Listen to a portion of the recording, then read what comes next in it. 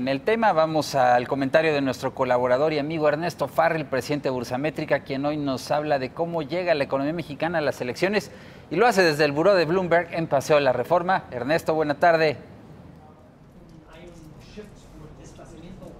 ¿Cómo estás, Víctor? Muy buena tarde. Bueno, pues después de hablar de los mercados, ahora vamos a hablar de los fundamentales de la economía. ¿Qué tan fuerte está la economía mexicana para afrontar estas elecciones?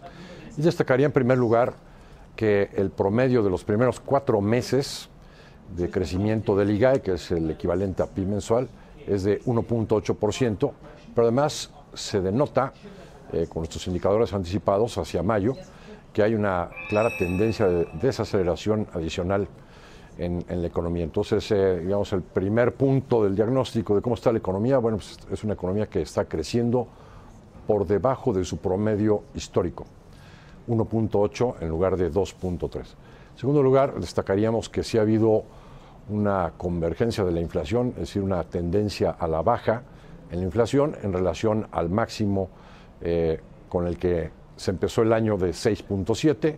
Actualmente la última cifra de inflación, la primera quincena de este mes, 4.54, con relativa estabilidad en ese nivel.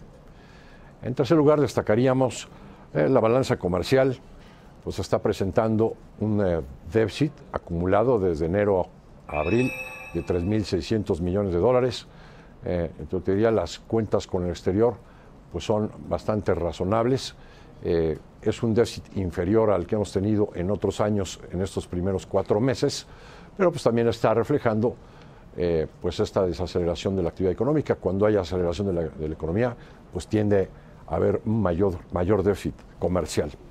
En adición, bueno, pues quisiéramos comentar también el dato de finanzas públicas, un dato pues sorprendentemente bueno.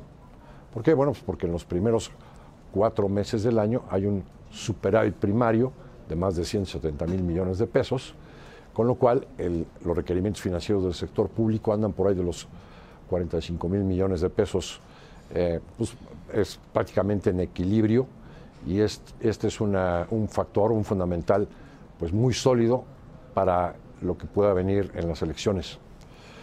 Adicionalmente también te destacaría que la inversión extranjera directa, bueno, pues en el primer trimestre 9.500 millones de dólares de inversión extranjera directa, bueno, pues fácilmente se puede tener un nivel de inversión extranjera superior a los 20,000 millones de dólares este año, aunque no descartaríamos que en el segundo trimestre, que hoy todavía no tenemos cifras, pues se vea pues una retracción de esta inversión, pues dado la incertidumbre que se ha generado tanto por el TLC como por el proceso de las elecciones.